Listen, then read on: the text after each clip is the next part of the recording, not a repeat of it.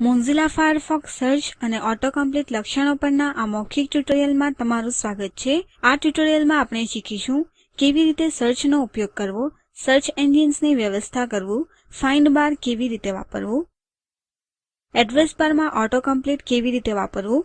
આ ટ્યુટોરિયલમાં આપણે ઉબુન્ટુ 10.04 પર ફાયરફોક્સ આવૃત્તિ 7.0 નો ઉપયોગ કરીશું.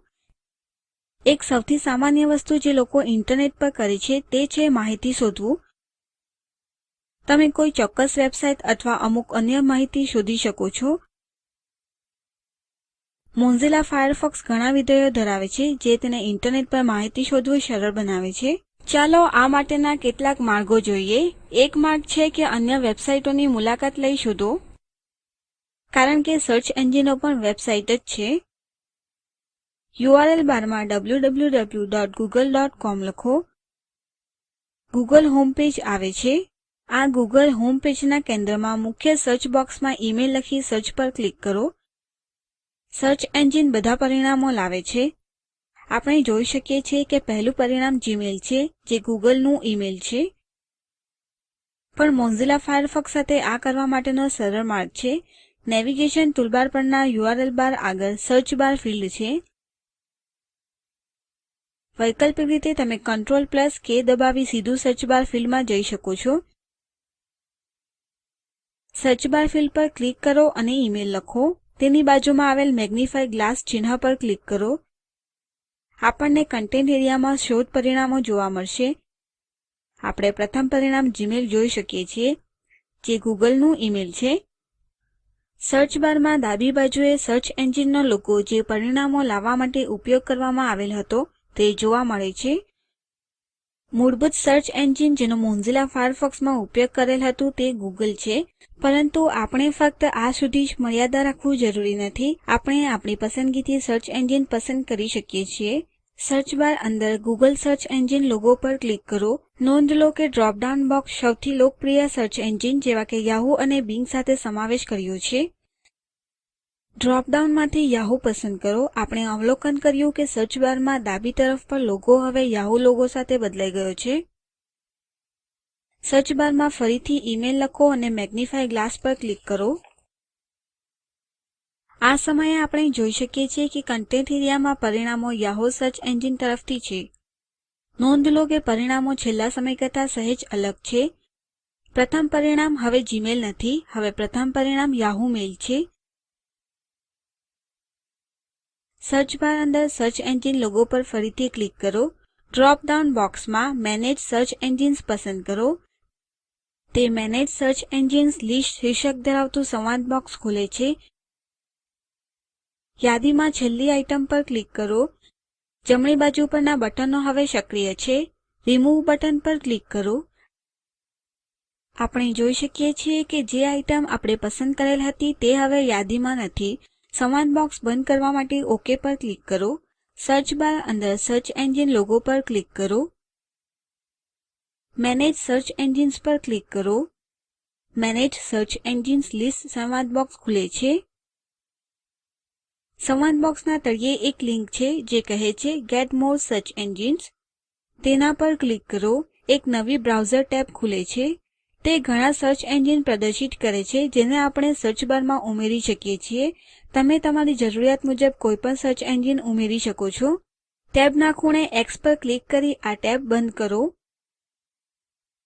આપણે કોઈ ચોક્કસ લખાણ જે કન્ટેન્ટ એરિયાની અંદર હોય છે તેને ફાઇન્ડ બારની મદદથી શોધી શકીએ છીએ. આ યુઆરએલ બારમાં www.gmail.com લખો અને એન્ટર દબાવો. જ્યારે જીમેલ હોમ પેજ લોડ થાય છે તો એડિટ અને પછી ફાઇન્ડ ઉપર ક્લિક કરો. ફાઇન્ડ બાર બ્રાઉઝર વિન્ડોના તળિયે દેખાય છે. આ ફાઇન્ડ બારના લખાણ બોક્સમાં જીમેલ લખો. જેવું આપણે લખીશું આપણે જોઈ શકીએ છીએ કે તે લખાણ જે પ્રથમ શોધાય છે તે કન્ટેન્ટ્સ એરિયામાં પ્રકાશિત કરવામાં આવે છે. નેક્સ્ટ પર ક્લિક કરવાથી ફોકસ બીજા શબ્દ ઉપર ખસશે. પ્રિવિયસ શબ્દ પર ક્લિક કરવાથી ફોકસ અગાઉના શબ્દ ઉપર ખસશે. હાઇલાઇટ ઓલ વિકલ્પ પર ક્લિક કરો. આપણે જોઈ શકીએ છીએ કે બધા શોધાયેલ લખાણ કન્ટેન્ટ એરિયામાં પ્રકાશિત કરવામાં આવેલ છે. મોઝિલા ફાયરફોક્સ યુઆરએલ બારમાં વેબ એડ્રેસ લખવા માટે તેનું વિધેય ઓટો કમ્પ્લીટ દ્વારા વધુ સરળ બનાવે છે. આપણે એડ્રેસ બારમાં સમગ્ર વેબ એડ્રેસ લખવાની જરૂર નથી. આનો પ્રયાસ કરી જુઓ. એડ્રેસ બારમાં જીએમએ લખો. આપણે જોઈ શકીએ છીએ કે મોઝિલા ફાયરફોક્સ આપણે જે શબ્દ લખીએ છીએ તેને ઓટો કમ્પ્લીટ કરવાનો પ્રયત્ન કરે છે. તે વેબસાઇટના નામ જે જીએમએ સાથે શરૂ થતા હોય તે સાથે ડ્રોપડાઉન યાદી બનાવે છે. ડ્રોપડાઉન લિસ્ટમાંથી જીમેલ લિંક પસંદ કરો. આ કન્ટેન્ટ્સ એરિયામાં જીમેલ વેબ પેજ લોડ કરે છે. જો આપણે આ લક્ષણ નથી ઈચ્છતા તો આપણે તેને બંધ કરી શકીએ છીએ. એડિટ અને પ્રેફરન્સીસ પર ક્લિક કરો. વિન્ડોઝ વપરાશકર્તાઓ ટૂલ્સ અને પછી ઓપ્શન્સ પર ક્લિક કરો. મુખ્ય મેનુ ટેબોની યાદીમાંથી પ્રાઇવસી ટેબ પસંદ કરો. સંવાદ બોક્સમાં ખૂબ તળિયે એક વિકલ્પ છે when using location bar suggest. Drop down યાદીને વિસ્તૃત કરવા માટે નીચે આવતા તીર પર ક્લિક કરો. યાદીમાંથી નથિંગ પસંદ કરો. સંવાદ બોક્સ બંધ કરવા માટે ક્લોઝ પર ક્લિક કરો. ચાલો એડ્રેસ બારમાં પાછા જઈએ અને જીએમએ લખીએ. નોંધ લો કે કોઈ સૂચનો નથી આવતા. અહીં મોઝિલા ફાયરફોક્સ સર્ચિંગ અને ઓટો કમ્પ્લીટ લક્ષણો પરનું આ મૌખિક ટ્યુટોરીયલ સમાપ્ત થાય છે. આ ટ્યુટોરીયલમાં આપણે શીખ્યા સર્ચ કેવી રીતે વાપરવું, સર્ચ એન્જિન્સની વ્યવસ્થા કરવું, ફાઇન્ડ બાર કેવી રીતે વાપરવું, એડ્રેસ બારમાં ઓટો કમ્પ્લીટ કેવી રીતે વાપરવું. આ કમ્પ્રેહેન્સિવ અસાઇનમેન્ટનો પ્રયાસ કરો. સર્ચ બારમાં સર્ચ એન્જિન યાહૂ દ્વારા બદલો. સ્પોકન ટ્યુટોરિયલ માટે શોધો. પ્રથમ પરિણામ પર ક્લિક કરો. વિડિયો શબ્દ પૃષ્ઠમાં કેટલી વખત દેખાય છે તે શોધો. હવે વેબ પેજમાં વિડિયો શબ્દના ઘણા ઘટકોને પ્રકાશિત કરવા માટે હાઇલાઇટ ઓલ પર ક્લિક કરો. નીચેની લિંક પર ઉપલબ્ધ વિડિયો જુઓ. તે મૌખિક ટ્યુટોરિયલ પ્રોજેક્ટ માટે સારાંશ આપે છે. જો તમારી બેન્ડવિડ્થ સારી ન હોય તો તમે ડાઉનલોડ કરી જોઈ શકો છો. મૌખિક ટ્યુટોરિયલો યોજનાનું જૂથ મૌખિક ટ્યુટોરિયલોની મદદથી વર્કશોપ આયોજિત કરે છે. જેઓ ઓનલાઈન ટેસ્ટ પાસ કરે છે તેમને પ્રમાણપત્રો પણ આપીએ છીએ. વધુ વિગતો માટે contact@spoken-tutorial.org ઉપર સંપર્ક કરો.